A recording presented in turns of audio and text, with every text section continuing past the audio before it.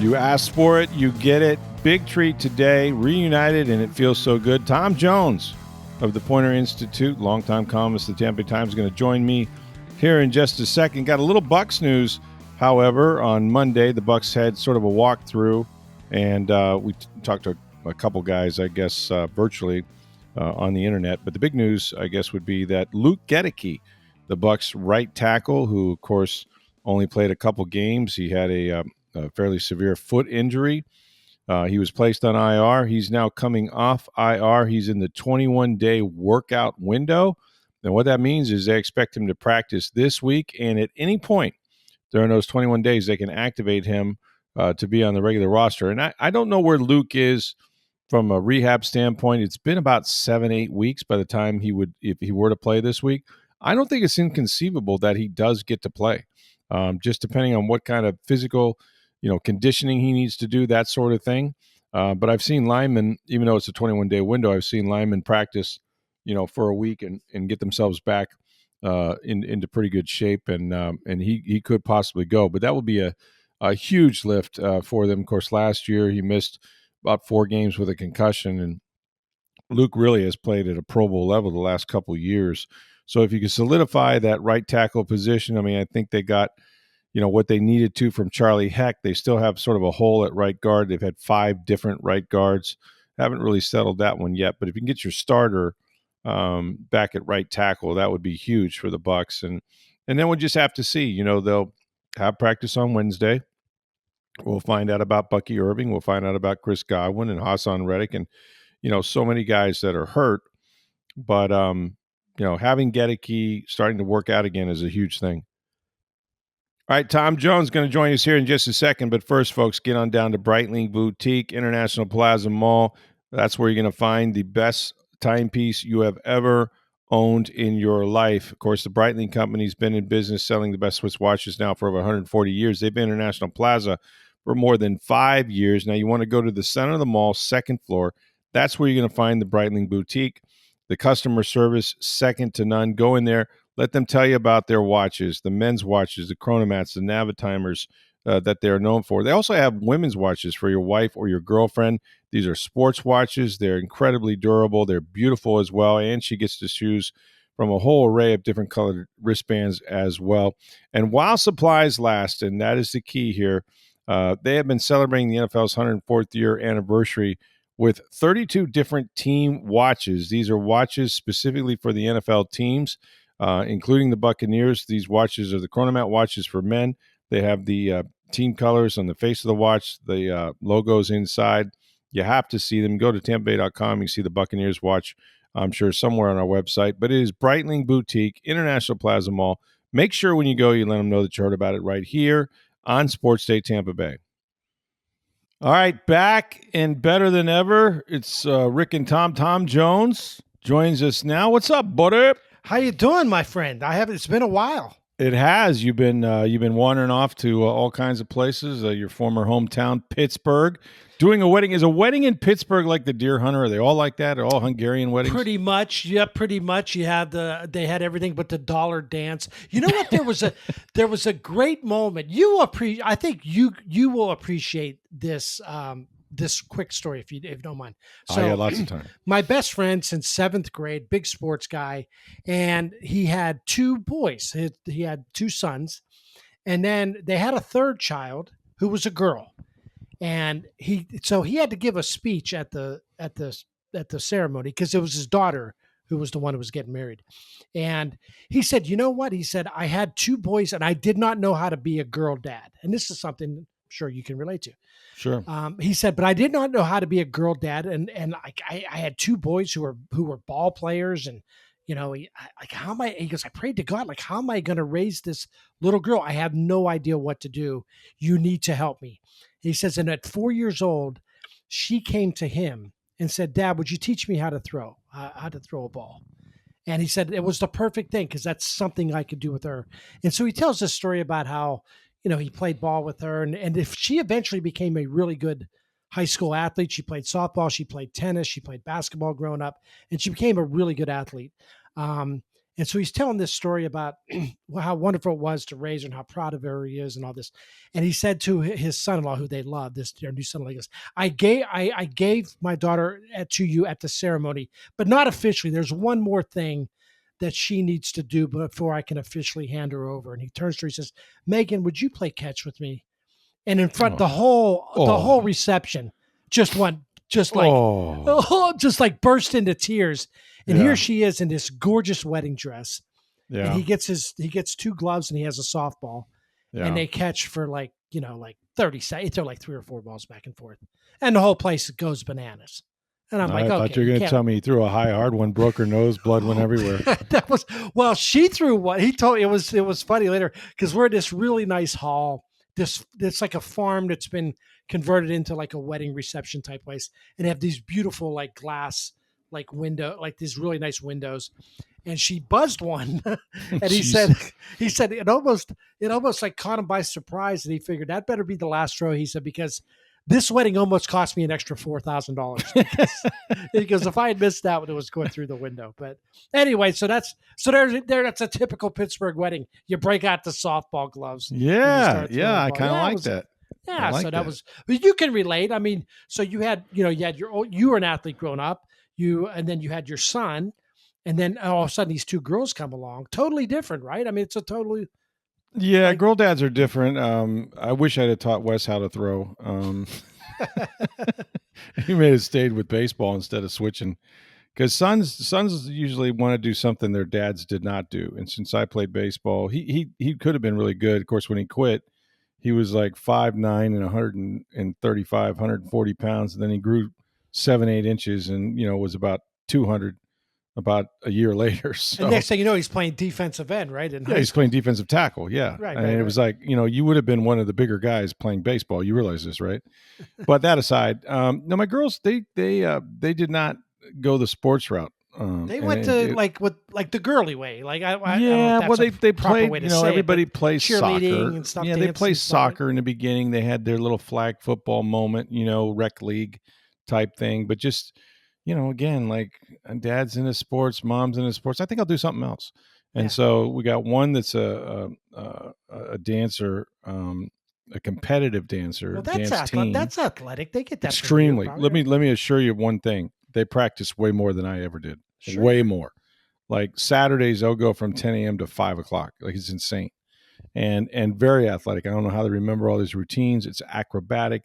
They're doing backflips. They're doing like stuff that scares me, frankly, but way more athletic than I was.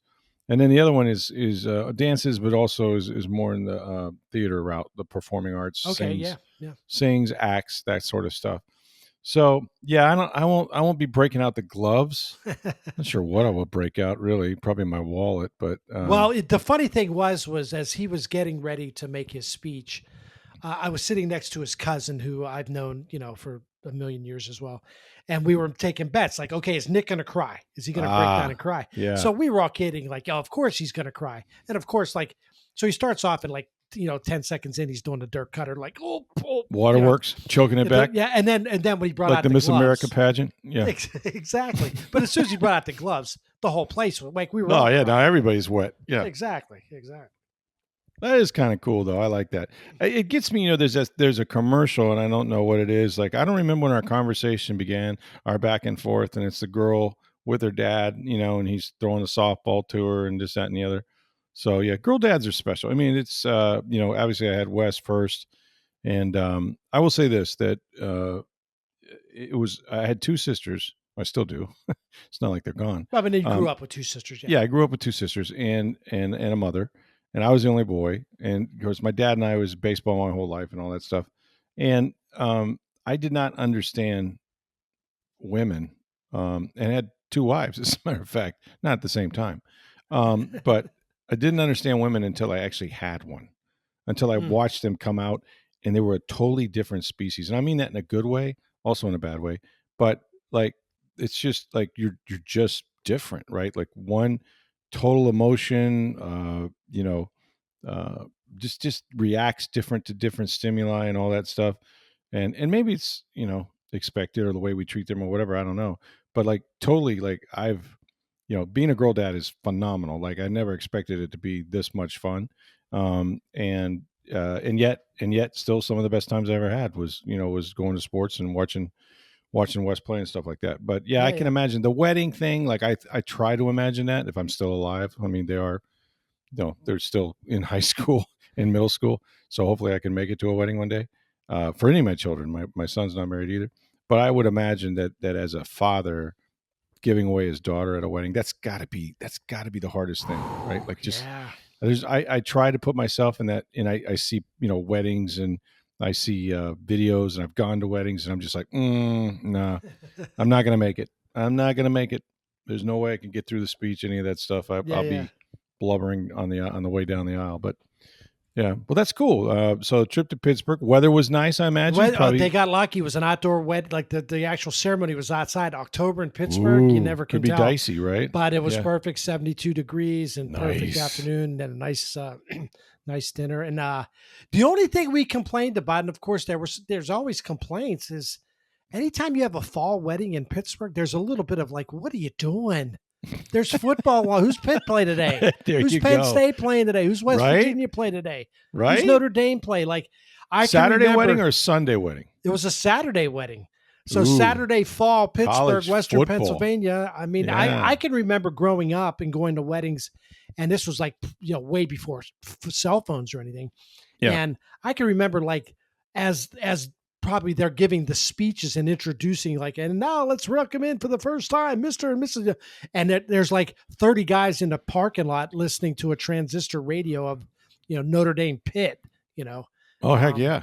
and that's what like so this whole idea of like what do can't have a wedding and I know people have talked about that like, well, what time's Pitt play that day or what time's Penn State play that day. Now fortunately for me, Penn State was pretty much they're done at that. It was the first game in the post James Franklin Yeah, they era. fired a coach. Yeah. We Yeah. haven't talked about big game James just yet. Big But game. You know what? So I'm watching a thing. I was watching Barstool the other day, and they had like a little draft like of all the coaching openings, and they said, okay, they got to Penn State. It's like, who's Penn State's coach going to be?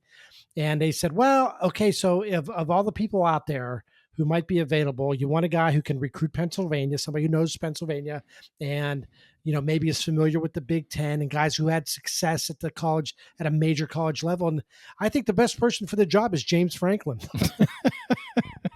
the guy And they it might fired. be. I want someone just like the guy we got rid of. Oh, you never. I don't know. I don't know what they're gonna do.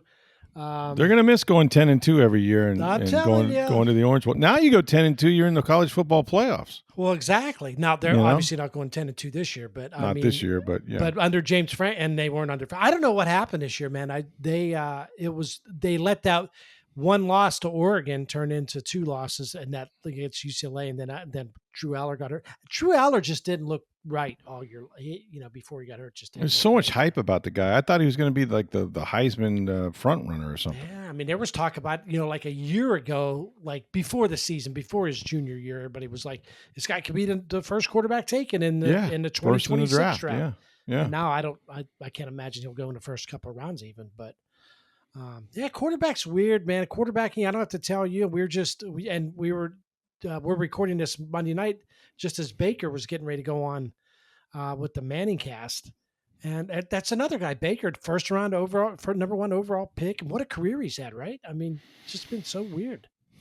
Yeah, there's a lot of these second acts now in the NFL, and sometimes third acts for Baker. Of course, this is his fourth team that he's been on. But you look around the league, the Sam Darnolds, Daniel Joneses, a lot of guys that drafted to bad teams, drafted high, didn't work out for one way or the other. Coaching changes, and then they get a fresh start somewhere else, a little better cast, maybe a better coach. And the biggest thing is that they've got a lot of battle scars. They got some calluses. They've gone through a lot of different systems. They've learned a lot of ball. They have a lot more. And some of them need their confidence built up, but for the most part, they know what the hell they're doing, and that's what that position is as much as anything. But you got to have players around you.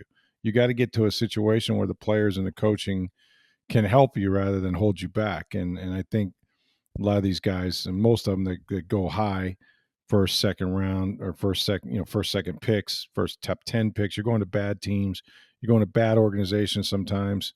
and you just don't really have a lot of chance to win. And so I give Baker a lot of credit because he went through a lot of stuff, and came out the other end, like Andy Dufresne. Well, what's funny? We're watching that was on the ManningCast, and they're showing him, and it's a light moment now. You can look back, but here he is with the Carolina Panthers. And just as a scout team guy, like lining up scout as team defensive end, end, like just and obviously not going hard, but just right, pretending, but just like, taking a stance, look squad basically. Right, and doing it, and like at that moment, and again, they're laughing at it now because it's of where he is, but at that moment, he's got to be thinking to himself, like, what am I doing? What happened to my career? Here I am. I can't even play for the Carolina Panthers. And here's the other thing, Rick, when you think about it, and I wonder about this all the time with the other guys around the league. And I suppose if you're talented, they'll find a place for you in this league. But at the same time, like, just say Brady decided, I'm going to play one more year. Say he decided to come back for one more season. Now, he was done, but let's say he came back for one more year. Baker would not have come to Tampa. And where would he have ended up? I know where he would have ended up because they were disappointed they didn't get him. He would have ended up as the backup to Lamar Jackson with the Baltimore Ravens, because Todd Monken had him for one season in Cleveland as one of their offensive coordinators. I think it was Freddie Kitchens might have still been calling plays then, but Monken was there, loved him, and was actually kind of disappointed because Baker, I think he visited Baltimore, as a matter of fact, during that recruiting process, but I think he would have been a Baltimore Raven, and he would have never probably gotten on the field until Lamar got hurt. Right, and then when Lamar was healthy again, I don't care how good Baker was playing. You're never going to start there. You're not going to start over Lamar. When Lamar's ready to go, he's ready to go. And now you look back at it, you go, well, all you had to do was beat out, Kyle Trask. Kyle Trask, literally, to my knowledge, has not gotten so much as a tryout for an NFL team since he got cut here, which is remarkable to me. It just shows the whole, like, how precarious the whole thing is in terms of just being in the right spot, right time. Yeah. I mean, I'm watching Jacoby Brissett as we're talking just dice up the Dallas Cowboys, who have the worst defense in the NFL, but nonetheless they're at home. Yeah. And Jacoby is not a starter. This is like his sixth team in 6 years. But everywhere he goes, he plays. He's got all the answers to the test, and if you put a good cast around him, he's lighting it up, man. Yeah. Well, lighting it up. It's just such a weird. It's all about timing and what did you think? So what do you? I like ManningCast. We were talking a little bit before we started recording. Yeah, I usually do. I will say I don't watch it very often. I'll find myself listening to Joe Buck and Troy Aikman a little bit more. Yeah, because I think they're great. They are great. And I think they're great together. But I haven't tuned into ManningCast for a while. Really? I'm a little tired. I'm a little tired of it. I get like, okay, Peyton has a big forehead and he likes orange because he went to Tennessee, and Eli beat the Patriots twice, and Tom Brady, and they wear the sweaters and the zips, yeah. There's a lot of the same jokes and a lot of the same needling that goes on back and forth. But they had Baker on for a long time, like went through 4 breaks because we were waiting on him. It was like in case he said something that I'd have to write about. And I just felt like it became, all right, Baker, what do you do here? It's 3rd and 2. The clock's running down. You probably don't want some clock. You don't get the ball back to Dallas for 53 seconds. Are you in 2-down mode here? Like some of that's interesting to me, but most of it is like, let's find. You got Baker Mayfield on. You know what I mean? Yeah. Like, let's find out what's going on with him. Like I don't need him to predict like you guys have been doing. You would do that whether he's here or not, And they would give the occasional one-off. They had the funny pictures of him, Carolina. What are you thinking here? And then they, sort of about his career. And they asked him about playing the Patriots this week and all that. But it just seems to me like it's about Peyton and Eli. Like, I get it. I know both of your roles. I know you were both, quarterbacks from the Manning family. I know, Peyton had his thing with the Patriots, and Eli beat Tom Brady, and like it's the same sort of shtick. And I'm kind of, I don't know, I got a little tired of it. I got to be honest with you. Wow. Okay. What do you think? What do you think? I don't think. And I like Peyton and Eli. Don't get me wrong. Like, those are great guys. I've met them both. Eli's an incredible, humble guy. So is Peyton for the most part. I sat next to him and talked to him before, but I don't think your criticism is completely unfair. I think there is some truth to what you're saying. There is a bit of a repetitiveness in it that I can understand where people would grow tired of. I do think it's a nice switch. It's a nice alternative. I've always felt with the ManningCast, if it's a game that I'm really into, like if the Bucks are on Monday night, or if I'm watching a Steeler game on Monday night, or if it's a really like Chiefs top Bills notch game, Chiefs I'm Bills, tuned in to Troy and Joe Buck. Right? Yeah, I But don't. if They it's a kind of game get in that I my way really a don't- little bit. If it's a game I don't care about, like Cardinals Cowboys, I'll watch. Perfect the game to Mannings. watch the ManningCast. Yeah, because I don't care about the outcome. I really don't care about play to play. I don't care who wins. I don't care what happens on 3rd and 6. So if they're sitting there talking if about, I miss something, it's no big deal. yeah, exactly. And I think that's what's good about it. I do agree. I think they try to draw the sometimes you don't know what else to talk about. So you ask the quarterback, oh, what do you think? I think that's the Manning's way of still trying to like at least pay attention to the game.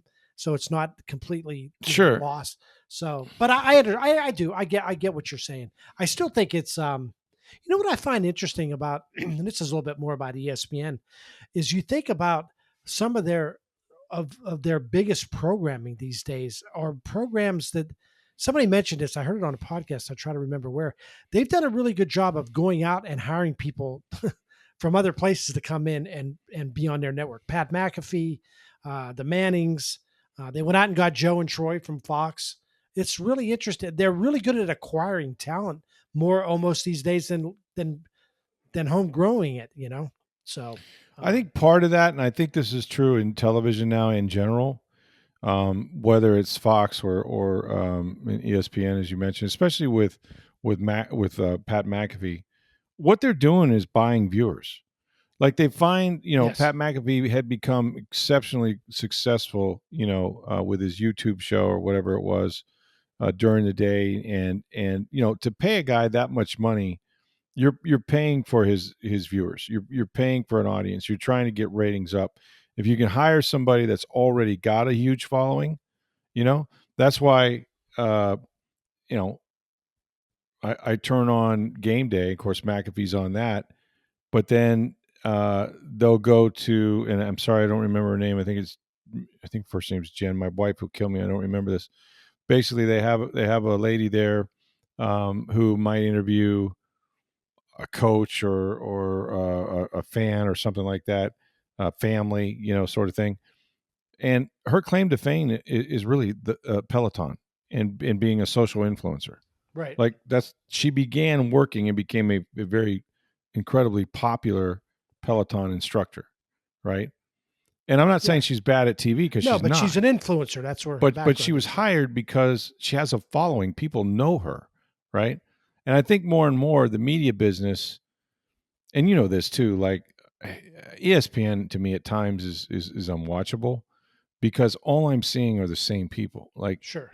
I don't need Stephen A on every single platform. I know they're paying him $20 million a year, and so they want to get, they're getting their bang for their buck.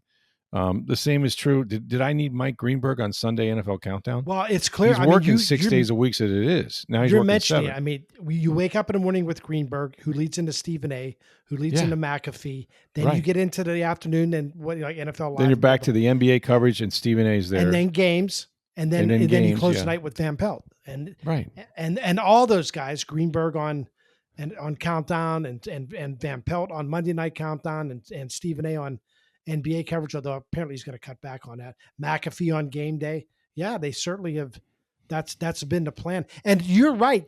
Not only have they gone out and does somebody like McAfee attract viewers, he attracts the right kind of viewers, which for ESPN is 25 to 49-year-old males. That's a demo that you want to have. Yeah, my son is just turned 30, which is hard to believe. I hate to say right that, in the but wheelhouse. it's true. Right in the wheelhouse. But honest to God, I go to Denver, and he's kind of deaf anyway. And so I go to Denver, and I'm sleeping in his side bedroom there. And the first thing he turns on in the morning is McAfee. And it's loud. Like the house is shaking. It's so loud. Yeah. But he loves him. He will keep it on all, for as many hours as McAfee is possibly on. That show is on during the day. And that's where he gets all his news. And he doesn't necessarily listen. No one listens to radio. He listens to podcasts. Well, that's become, for a lot of people, that's become their that generation, radio. Especially. Yeah. And for you people who are listening to us, we do this for you freaking people that are, probably not listening to radio. Thank God. But if you do listen to radio, please turn on ESPN Tampa Bay and me and Neil from 9 to 10 a.m. But yeah, no, it's interesting to me. The media world, of course, and the entertainment world kind of are the same, one and the same. And everything's a debate, and everything is a panel, right? Well, we talked about this. It's cheap. It's cheap programming in a way. It's cheap, and sometimes it's lazy, but it's cheap programming. It's easier to put. Let's get 4 people on a panel, put them on a desk, throw out a topic, and let them debate it. And that's much cheaper than going out and producing. Going remotely and covering events. And going out somewhere and covering things or whatever. So yeah. Anyway, hey, so I was thinking of you over the Sunday night. I was thinking about you Sunday night. I'm watching the Commanders and Seahawks game. Mm-hmm. And I don't know if you talked about this on the pod yesterday, but I'm not sure we have, but it's funny because before we came on, I had exactly the thought you had when Jayden Daniels got hurt. So Jayden Daniels I'm half paying attention to the game. I wasn't, It was on, but I was doing other stuff. It was a blowout too. It was a blowout, an awful game. Yeah. And I was getting ready about to turn it, but it was one of those moments where I like, wait a minute, I had the sound low even. And I looked up and it's one of those things where you see like teammates like rushing, like telling the medical people, like, hurry up out here. And you're like, it's bad. Yeah. What just happened? I actually rewound it. I hit rewind on my TV and I thought he hurt his leg. I thought he like snapped a leg or something. And I looked at it. I'm like, I guess he wrenched his knee, but it didn't look that bad. And I'm like, let me look at it again. And I'm like, oh no. Okay. It was his arm. Yep. Now I see it. Mm-hmm. But you know what I was thinking? Then you can't unsee it when you see it. No, not at all. But here was what I was thinking of, Rick. And this, I thought of you. You and I covered a game. You and I were together. Yep. In Arizona. I went right to that moment when I saw this. I want to say 2016. I want to say it was. I want to say it was Dirk Cutter's, probably his first year. So, and they had it was the Bucs' second game of the year. They had won their first game against Atlanta. Nice division win. There was high hopes. And in fact, I think that team ended up going 9-7. They had They may have. Yeah, you're right. Not a bad season. But I went back and I actually looked up the column, and it was actually worse than I remembered because in that game, it was almost identical score. The Commanders were up 38-7 with 7.5 minutes left. And it's all tied into why was Jayden Daniels still in that game. Sure. But Jameis in that Bucs game, the score was 40-7. They were losing. There was 1 minute left. 1 minute to play, and he's dropping back every play, throwing the ball. And the Cardinals are pinning back their ears just going after teeing off. Yeah. And he got hit a couple times. He never got hurt. But after the game, the way I remembered, it's funny how your memory like plays tricks on you. The way I remember it, Dirk was pretty cool about it when I asked him. I'm like, hey, why was Jameis still in the game? And he was, the way I had initially remembered it was like, well, he wanted to stay in the game and he wants to be out there with his teammates. And I decided to leave him in and it's football and blah, blah, blah. And there was a little bit of that, but then I read the quotes more and he was like, you go ahead and write what you're going to write. No, he was salty. I thought he was salty and Jameis kind of was not really salty, but sort of like surprised that we would even ask. But as I recall, and I haven't looked at your column, but I will tonight. As I remember it, the theory was, or sort of the gist of it was, is that because he's the quarterback and his guys are out there and he ain't going to let them be out there and have to suffer through that without him because he's part of this too. And he needs to be with his guys. Exactly. That was the gist of it. That's 100% correct. It was, and and I wish I'd written it in the column because I didn't think of it until today. Not too late. But it was like this idea of quarterbacks don't want special treatment. They want to be out there. That was it. And my attitude is like, dude, you wear a different jersey every day in practice so you don't get hit. And all through training camp. You're already getting special treatment. You're the only guy that does a press conference after every game and before every game. And looking back at that team, and I looked it up, the backup quarterbacks on that team were Mike Glennon and Ryan Griffin were the two backups that they had on that Bucs team. And if they were going anywhere that year, they needed Jameis Winston to stay healthy. Oh, 100%. And so my thing was, and this is where I go back with the Jayden Daniels thing, is that why are you even throwing a ball at 40-7? I realize Right. like you don't want to like totally give up. But here's the thing that I thought where Dan Quinn, and I guess Quinn since has taken responsibility for this, but the thing was like he punted earlier in the quarter From the 50. from the 50 Yeah. midfield. You're When you need already like giving 10 up. yards for a field goal, not that a field goal would change anything, but I mean, what are you doing if you're not trying to move the ball? Exactly. You're waving the white flag at that point anyway. So why do Yeah. you have your quarterback in there? Not only your quarterback staying in the game, but a guy who's been banged up a little bit this year A already and lot, has actually. right. Yeah. And also and now running an RPO. Like and they say, well, that's the way he plays all out. Who knows that better than Dan Quinn? Yeah, he plays all out. Don't let him play all out. I that's the thing when I look back at Dirk, when Dirk said, you go ahead and write what you want to write. I said, okay, fine. Here's what I'm writing. It's not up to the player to decide whether he stays in the game. Of course, the player's going to say, I want to be in the game. Sure. It's up to the coach to protect the player and to do what's best for the team because I don't know if the Commanders are going anywhere this year anyway, but Doesn't they're definitely matter. not going What's best for their anywhere. franchise is that Jayden Daniels doesn't miss a whole season with a dislocated elbow. Right. So, Now, but somebody made this point, like that in some instances, and not, I don't think this was the one that Dan Quinn was thinking about, but in some instances, you're hoping, even though you know the game is over, right? You're not going to win it, but you're hoping to just get some rhythm, some positive, like figure some things out, right? To end the game with, so that even though it's a blowout loss, that well, we got a little rhythm, we got a little, made some positive plays, like that sort of thing. I get that to a point, Yeah. except for the fact that Daniels, whether you call an RPO or not, he's prone to sort of run out of there anyway. Like he was always a human first down in that he was going to escape the pocket, run for a first down, whatever. And so he's going to put himself in harm's way. And you need to know that about the way he plays. That's who he has been. That's why you went to the playoffs when he was a rookie, is he was able to make these plays with his feet when things break down. And that's what he was going to do if he's in the game. And so Quinn apologized because he said, "Yeah, if I'd have thought about it, he absolutely shouldn't have been in there because I had to account for the fact that he was going to run around. right. Like I couldn't stop him from doing that. And you can't tell a player not to run around. You No. can't say in that situation, like, hey, let's go out there. Let's see if we can build some rhythm. Let's see if we can get some momentum going for the next game, get you some more reps. But by the way, if you get in any trouble, throw the ball away. You just sit down or throw it away. Yeah, that's not going to happen. He's going to play. He's going to compete. And that's what, it's a bad analogy, but I mean, a thoroughbred's going to run. You know what I mean? Like if you train them, to play, these are professional athletes. They're going to compete their butts off until they can't anymore. Right. No, even if they're losing, they're going to compete hard. And so how do you protect yourself if you're out there? You can't. I mean, the NFL, they're all one play away. And so here's another quarterback, and it reminded me a little bit of RG3, to be honest with you, who had his time, with the same franchise. And RG3 was another guy that would put himself in harm's way with his legs.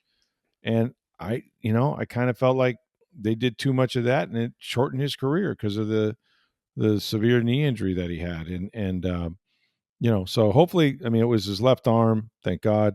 He's going to come back from it, but yeah, but there's also part of me that's like, I get what it's like must be for the player, right? Because you've sort of made the mess, right? That you can't take the entire first team offense off the field, right? Somebody has to play. Right. And this came up when Chris Godwin got hurt, a year ago, because there was only a few minutes left in that game against the Ravens. And they were not going to win that game. I think it was under 2 minutes left when he got his ankle turned backwards. Right. But who do you take out? Who do you leave in? Right. And what does it say about the guys you left in? You don't care about them? Right. Yeah. I mean, I get it. It's football. Guys are going to get hurt. And it's one of those things with Dan Quinn, like nobody said it on the broadcast. Like, hey, why is he still in this game? It's not until the guy gets hurt where you start to think like, sure, maybe he shouldn't have been in there. Although I remember the Jameis thing. We were saying it. I'm like, what's he doing in this game? He should not be in this game. That was, I think, one of our first questions is why, when a guy, you're down that many points and he's been sacked 5 or 6 times, is he getting beat up, trying to drop back and throw it every down? I mean, right. Now, it wasn't like they were just running draw plays here and there. He was trying to get on the board. So Well, the way yeah, I remembered it too, like I said, it was way worse than what I remembered. I thought there was like 10 minutes left when this happened. And I looked like, no, there was a minute left. That's what I yeah. wrote in the column. There was a minute left when he was getting sacked, How bad did you hammer Dirk? It was pretty bad. I mean, I ran his quotes and but I was like, yeah, look, you're trying to you're trying to do something special this year. And that's Yep. the one guy on this team that cannot get hurt. Yep. The one guy. Because you can't, if you're going to do anything that season, and they did. They did a little bit. They went 9-7 and Jameis stayed healthy. They got lucky. He would stay healthy. That's the thing. I think now I worry about Baker, man. I hate to like put that even out there, but he runs around because he's making plays and they're big plays to make. They have to win games, but at the same time, boy, it's just like Right. you look around the league and just anybody that loses their quarterback, it's disastrous. Yep. You see it all across the league. That's somehow San Francisco managed to survive a little bit after Brock Purdy got hurt, but I mean, there's a lot of guys in the league like if you get hurt, we saw it with Minnesota. Not that JJ McCarthy's any great quarterback, but Although he stunned everybody last week. yeah. But, but you're right. I think you have to be careful about it, and but by the same token, you can't bench everybody. You need somebody to play. But I think more and more, I don't know if there's any data on this. It just seems like there's been more catastrophic type injuries, season-ending injuries than I can recall. Certainly the Bucs have had their share, not so much season-ending, but just man, so many guys are getting hurt. And I wonder about there's no preseason. These guys don't play. The first month of the season is sort of like preseason for them in a sense. So. I don't know. Football's weird, man. I don't know. I just watched weird. a game and I can't figure out why there aren't 12 guys a game carted off. Oh, I know. It's human rollerball. It's it's just brutal. And that's where I get mad. Not that it's happened recently, but I always get disappointed when I hear people in the media or whatever, calling somebody soft. Somebody like, oh, he doesn't play, he doesn't want it. Like, man, this game will take. It literally takes years off of people's lives. Sure does. It gives a lot, but it takes a lot away. And I'm with you. Like I've heard people say, like, "Oh, this guy, he's not very good. He's soft." He's just like, listen, man. The softest player in the NFL is tougher than anybody that you or I know. Because you go out there and stand in a freeway, with buses and cars whizzing by you. That's about what it's like. And it takes a heck of a lot of courage. And I don't know how these guys come back from these injuries. Like, and I've said this before, but like my wife tore her ACL and a couple of meniscus just skiing. And I've had to kind of witness that recovery. And she's not a professional athlete, but to have your knee or your elbow or this sort of thing, torn up and to put yourself back in harm's way, the very same way you did it, Lindsey Vaughn, right? Like, it's like I can't imagine the courage, more than anything, the courage or stupidity, but the courage it takes to get back out there and expose that very same injury to harm. You know what I mean? Like immediately. Lindsey Vaughn might be the baddest badass. God, she has to be, right? Because not only has she like gone through these like horrific injuries, but all in order to try to be like a champion again. And when you're going down to that sport's crazy. You have to be half crazy to do it anyway. But it's like you do. If you let up just a little bit, like, okay, I'm not going to push it quite as well, then forget it. You're going to finish like 20th. Yeah. You're talking about tenths of seconds, hundreds of seconds. You have to go all out. You have to let it go. And it's amazing to watch. She's talking about doing it again. It's horrifying. And it's look, I do green slopes and my wife got hurt on a green slope. Maybe the easiest one in Colorado and Schoolmarm and Keystone, if you guys ski, that are listening, but it is still an unnatural thing to strap a couple boards to your feet and point them downhill. It's just, you're going faster. What are we doing? Trees are whizzing by you and little kids on snowboards that can't look out. You're just like, why am I doing this? And I've known people that have gotten injured, not just my wife, but people have been seriously injured. Oh, yeah. There was a doctor we knew that was a terrific skier. He would do black diamonds. He got hurt on a green slope, and worst case scenario of all scenarios, he's paralyzed. had a fall or hit a tree or something. I don't know. Yeah, I mean, But obviously people have died. yeah, but the courage it takes for these athletes to come back from, what you hear, and you're almost numb to it. Packers tight end the other day. Yeah, he tore his ACL. The guy's a bright rookie. He was literally their go-to guy in the red zone and having a great year. And it's like, he's got to go through 9-10 months of crap, just to hope he gets back to where he was. Well, and that's the thing. Like, if it's a game that you care about, if you're watching the Bucs and you see Chris Godwin go down, oh my gosh, this is awful, and I hope he's okay, and you think about him. But if it's a game you don't care about, if you're watching this random, Packers Panthers game on a Sunday in November, and somebody gets hurt, it's like, there he's off. Okay, what's now what? Like, you just move on. Next man up. Yeah. Next man up. Yeah. There is a lot of that for sure. Well, shoot, man, I could do this forever. It's like getting back on a bike. Oh, before we leave, I wanted to say this to you because somebody wrote me the other day, and actually it might have been even more recent, but for the longest time when we were on radio together and even in this podcast, you were the one that was always sort of known as spring-loaded for negativity. Right. I had a guy write me. I was talking about the Bucs and their chances of winning a Super Bowl. And I had a guy write me and tell me, he didn't mention you, but he did tell me that, like, oh, there goes Stroud. They have no chance to win. Mr. Negative. And I'm like, how do people hear what you have to, like, I think they hear what they want to hear. Like, if you're not absolutely. A cheerleader, for the most part.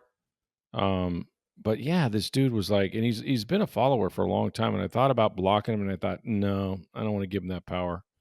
I do have block parties from time to time, but it was, I won't say his name, but he goes, Negative Rick on the podcast saying the Bucs have zero chance in the playoffs. First of all, I would never say zero. Okay. Right. Maybe 1%, but never zero. And I didn't say 8%, but I think, being realistic about the Bucs, just to wrap this up, like, look, we're like halfway through the season. Like, there's a lot of football left, and they've already got so many players injured. And yes, some may come back, but some may not. And guess what? I got news for you. They're going to have more injuries because they're playing football, right? Maybe some of the same guys, maybe some new guys, right? That haven't been hurt yet. And you're already without Mike Evans and Jalen McMillan and Chris Godwin and Bucky Irving. And, we'll see if any of those dudes make it back or win. But there's not a lot of things positive right now other than the fact that they've won 6 games, and it's been, a lot of it on Baker's back. And the last game was just all the defense more or less taken over from a bad Saints team. But I think you got to be realistic. It's only one team's going to win the Super Bowl, and it's a week-to-week league. Like, I didn't think Carolina could go into Green Bay and win. Like, there's upsets all the time. Not. Pittsburgh beating the Colts. I didn't see that. No business. All of a sudden, the Steelers defense decides we're going to play now. Yeah, because they got their pride hurt a little bit. And the Ravens starting off with 1 win. In the first 5 or 6 games or whatever it was, and all of a sudden, like, if I would have told you before the season, the Buffalo Bills are not going to win the AFC East. You're like, no, who's going to win it? I'm like, well, exactly. And I watched the game the other night. Buffalo and Kansas City played, as you know, and Buffalo won the game. Neither one of those teams lead their division. Like, it's the first time they played in years where they didn't both lead their division. Chiefs aren't even in the playoffs if they started. They wouldn't make the postseason. Yeah, no, they're going to make the playoffs, and they're going to be in the AFC title game. Again, I think so. Yeah, I know. I think so. But that just shows you that crazy. Like, there was moments this year where I thought the LA Chargers are the best team in the AFC. Right. Just for like a half a minute. The Detroit Lions, no one's beating those guys. No one's beating the Lions. There's no chance. Yeah. Yeah. I know. It's the greatest league. It's the greatest league in the United States. But so don't go leading the charge now, Rick. I know, Lovey. But you're right. You know what? People do hear what they want to hear. So the other night, not to get super political here, but yeah, no, that's fine. Donald Trump was on. He got interviewed on 60 Minutes the other night, so I had to write about it. I wrote about it. So I wake up Monday. Is it the Nora O'Donnell one, or Nora O'Donnell interviewed? I get the next day, and I thought she did a pretty good job. You probably called her the next morning and told her she did a good job. No, I did. I wrote about it. Anyway, come on. So man. The next day, though, I'm hearing from people who, and again, they heard what they want to hear. Yep. I had probably a dozen emails from people saying Norah O'Donnell was so unfair. I can't believe she treated the president like that. And then I have another dozen emails saying, boy, did Norah O'Donnell drop the ball. She let him off the hook. She just let him get away with all the lies and all that. Yeah. And it was the same interview, and people heard what they wanted to hear. You want to hear. And that's the same thing with when you look at the Bucs, and I always think it's funny that people thought we were so negative back in the day. Like when they weren't good, pre-Brady, when they were awful, we were. That's just the thing. I mean, they were. What are we? 5 years of Jameis Winston, and God bless him, he's still in the NFL, and he's a much more successful man than I am, and has a lot more money. But every day was a referendum on this guy. You know what I mean? I mean, you couldn't say a negative word. They went 9-7 and missed the playoffs. So. All right, buddy. Well, we might do this again, maybe even sooner than you realize, but it's great having you on. And if people want to watch your podcast or read you at poynter.org, how would they go about that? There you go. Check it out. YouTube. Go to the Poynter Report podcast. Always have a really good guest talking about media on there. And poynter.org, Poynter.org. Yeah, when you say good guest, man, you're talking about network folks. Little Chuck Todd I had on recently. I had a woman by the name of Karen Attia who was fired by the Washington Post over a social media post following the murder of Charlie Kirk. She talked at length about that. So good stuff, man. We always got good stuff on that podcast. Yeah, well, obviously it's yours, and that's why it's good. So everybody check it out. Tom Jones is at poynter.org as well. And it's great having you, Tommy. We'll talk to you soon, buddy. Thanks, brother.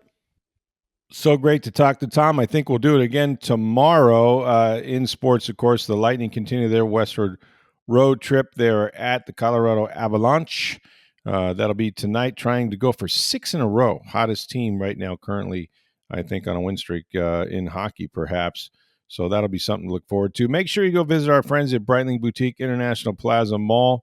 That's where you're going to find the beautiful watches there, the Navitimers, the Chronomats for men, women's watches, ladies' watches, sports watches that she will love as well, and the NFL 32 different team watches while supplies last. It's Breitling Boutique International Plaza. Let them know that you heard about it right here on Sports Day Tampa Bay. For Steve Versnick and Tom Jones, I'm Rick Stroud of the Tampa Bay Times. Have a great day, everybody.